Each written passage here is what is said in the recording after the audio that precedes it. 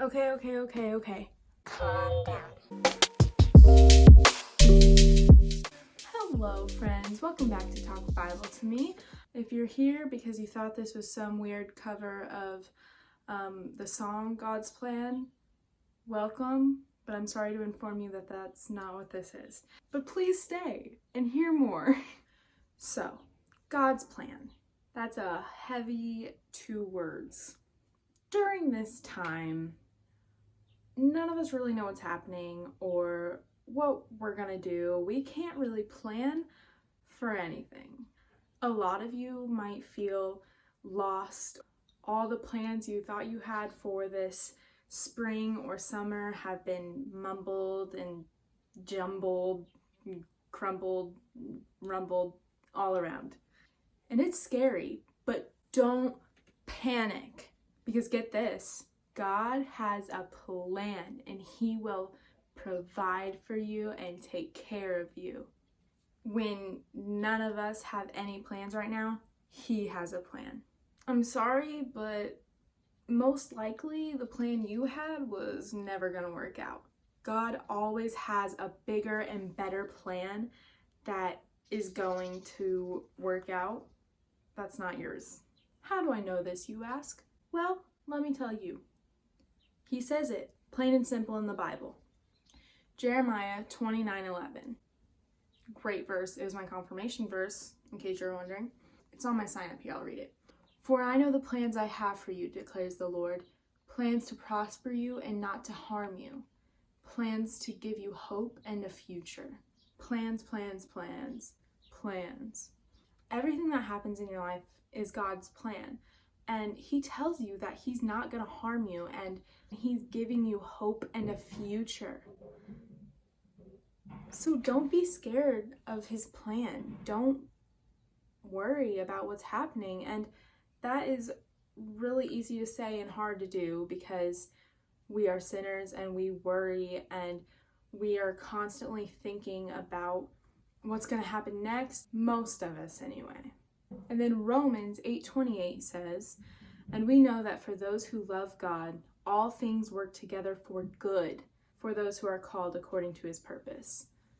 Everything, even if it's bad right now, everything He's doing is working together to give you something good if you are here for Him.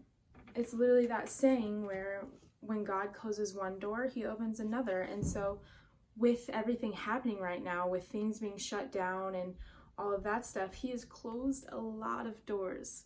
So I'm just waiting for a really big one to be opened. It is really hard for a lot of people to realize that God has His own timeline for your life. It's not how we were trained necessarily. Like, I remember in our school, we first started planning our future in 5th grade at the ripe age of 11. I don't even know how old you are in 5th grade. I don't know. We were taught to do that. We were taught to have a plan and to figure out what's going to happen in our futures. And yes, you should have somewhat of a plan and you should be working towards something. However, at some point, God is probably going to take you off of that path onto His. And let Him do that. Let Him take you on His path. Even if you don't know what it is, confide in Him and give Him full control. And when you first start this new path, it might seem really good or really bad, because sometimes you have to go through bad things to reach the final goal. And even if it is something really bad, God is going to make something awesome come out of it. Just like those verses said, He's going to give you hope. He's working all things together for good. Something is going to come out of it if you continue to build a relationship and talk with Him and ask Him to guide you to the right place and ask Him to take control of your life, because He already has control and it'd be easier just to stop fighting His plan. So we're all really in the unknown right now, but don't fret, don't panic. God will do something.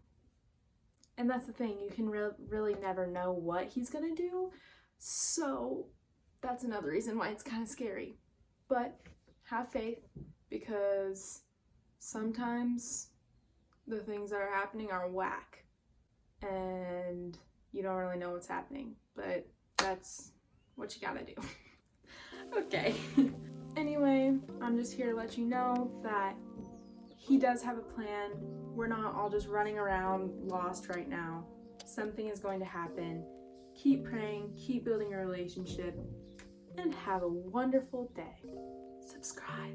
I only love my bed and my mama. I'm sorry.